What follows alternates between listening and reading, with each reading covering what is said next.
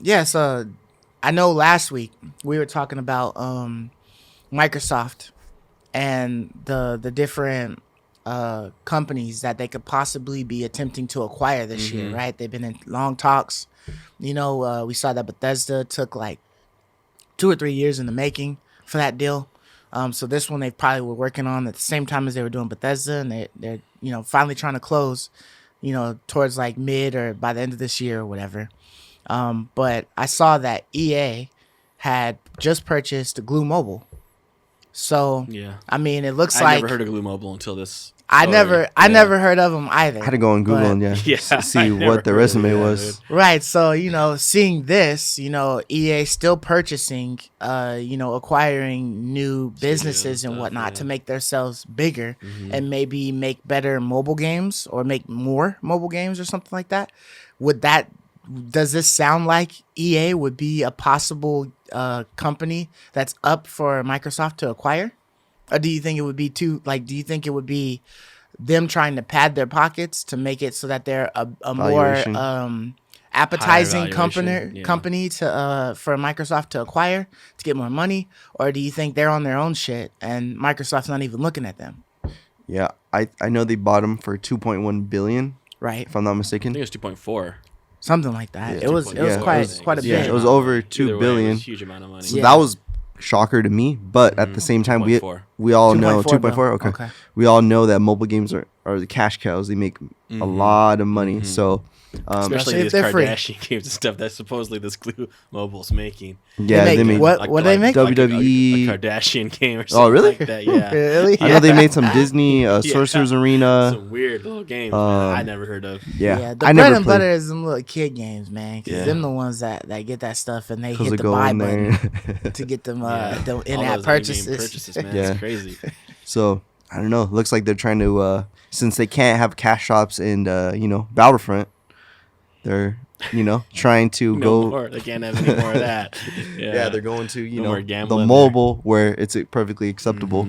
So it's interesting. I have no idea honestly if this indicates. Is there a Battlefront for the mobile? No. Okay, so you think they would use Glu Mobile to create a Battlefront just so that they can have like the little caches and stuff like that to purchase for the roll of the dice gambling? Probably since Lucasfilm Games like, is I their really own want now. Gambling in this game. We're gonna buy a mobile version. I mean, it's interesting how it does line up with them losing the rights to Lucasfilm Games, right? To Star Wars games. Like it seems like they're trying to, stay relevant because they lost that. Yeah. So it's really hard. It's like Mike said, it's like really hard to tell if they're just trying to make their net worth greater or if they're really looking for long-term investments. It feels like long-term investments because you're buying this mobile company that is clearly a cash cow. That's all it is, right? It's just a money printing tree, and so like I think that's partly what it is. Yeah. And they also did something else that was interesting too this week. They made available like their senior stock or something like that, which is basically just like the stock that pays first. Okay. So it's like the safest. They made it available, and they were trying to get like $750 million or something along those lines. If I can remember right, they were trying to get some money. They were trying to create cash, and so I don't know if it was for this Glu Mobile buy or if it's for something they're trying to purchase something else, to acquire more, which I heard something along those lines, which is really weird. Like they're definitely they're making some moves in some really weird directions. What if EA comes out with a console next year? They join that realm. They're like, you know what? We're just gonna make a console for our games. It's pretty only. Crowded right now, but but maybe, dude, it's a possibility. But yeah, I mean. So I tend to lean more towards because I know we mentioned EA next week as a possible purchasing option for Microsoft, and so I think our two biggest ones are EA and after Ubisoft. They made that stock available, it starts to become like, well, maybe not. Yeah. Now we've heard Square Enix, right? I think Mark mentioned Square Enix today. Yeah, they're definitely rumors about Square Enix being the one that Microsoft is chasing.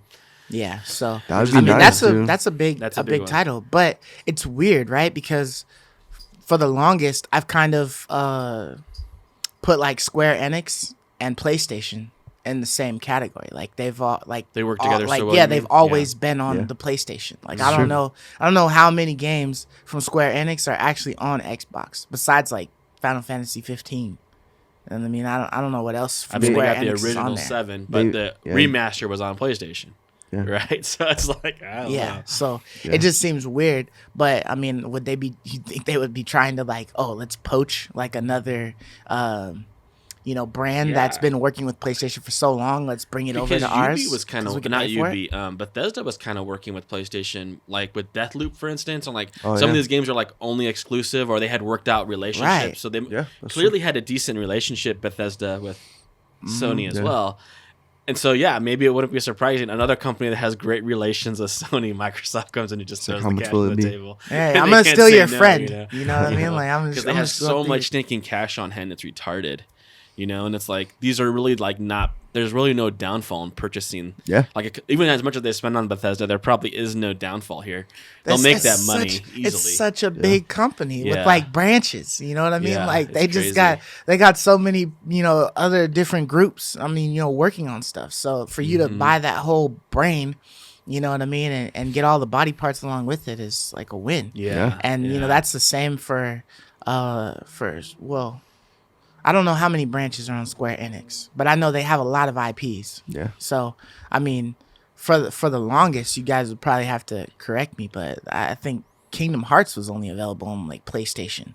Yeah. Yeah. And they've then had a great relationship available with on like Nintendo or something like that. But for the most part, it was only available on PlayStation. It was always PlayStation and DS. Because it's Japanese, right? It was a Japanese studio, right? So clearly they're going to have a relationship with the biggest Japanese game company, Sony. It's just they're right down the block, so but Microsoft needs something like that because they're trying to break into new markets. We've talked about this before, right? They want to break that Japanese market. Because what did they have? Didn't they had just acquired something that would allow them to be in the in more talks in Japan, right? Wasn't there a game studio that they had purchased? I can't remember off the top of my head. What was it?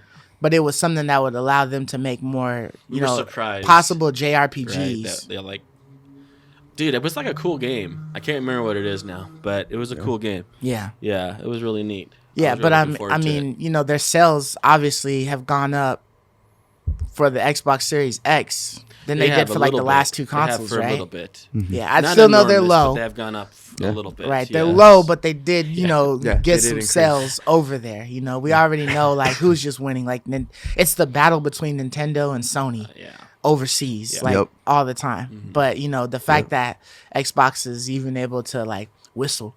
You know what I mean? To like, hey, come over here, man. Yeah. But I think that's probably like have to do with more so like Game Pass and stuff like that. That they could even attempt. I think Xbox sold more than PlayStation in Europe or UK or something like that. The last report, I thought. Really? I thought I saw that. But that's probably just because there wasn't enough PlayStations over there. Yeah. That probably is exactly. It's like, hey guys, let Sony go ahead and drop like a good amount. I saw one analyst report that they expect Sony to sell 8 million consoles by like the end of spring or something like that. Oh, that's a lot, dude.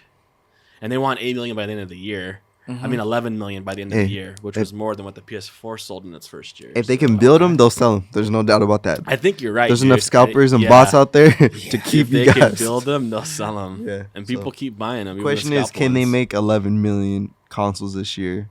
That is the question. We'll see. Did you hear some article I was looking at was saying that scalpers in the UK alone made like almost 42 billion. Oh, billion or million? With the B or million?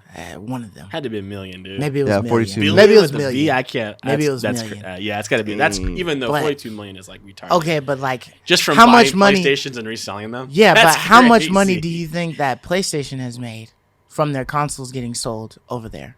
Right? Because if they're selling them at like 500, right, and then these scalpers are selling them for almost triple the price.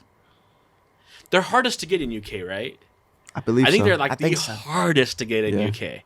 So they're really getting they're fleeced, really, man. I think overseas, really overseas in general, besides like Japan, you know what I mean? Dude, I think they're probably really hard to get. And even North America in the sense of Canada, right? They're really, really hard to get there too. Canada is hurting over there. Really hard to get. Like, there's never any updates either on like stuff's available for the poor Canadians. I know Josh and John, they both have one though. They got one. Yeah, they both have one. So. That's cool. I was watching some YouTuber, but he was saying that the price increase is not as bad in Canada. The resellers, so they're already high, they're reselling them for about $950 Canadian dollars. When brand new, they're like $650 or $700. Yeah. You know, so it's they're not already high there. For us, it was double. For us, it was they're doubling at some points, buying for $500, selling for almost $1,000. You know, $1,000. I mean, they were selling for like 12, almost 15. That's true. At first, it was like pretty crazy. The first month or two. Yeah, there was a window there when they were selling 15. If they were selling for 15, that's crazy. But definitely 12. Mm-hmm. We saw lots around 1,200. You know, just buy a PC and wait. But yeah, that's crazy, man. Yeah, man. But I'm definitely interested to see who Microsoft finally decides to narrow their eyes on. We'll know. We'll find out this year, right? We'll find out this year. Yeah, we're supposed to know this year. We'll see. I love you, me.